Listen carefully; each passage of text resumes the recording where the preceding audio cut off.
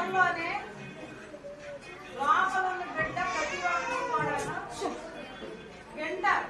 తర్వాత వాళ్ళు బయటకు వచ్చిన తర్వాత మిగతా అందరి తాలూకా మాట అనేది అర్థం చేసుకోలేరు, కానీ తల్లి తాలూకా మాటను అర్థం చేసుకుంటారు.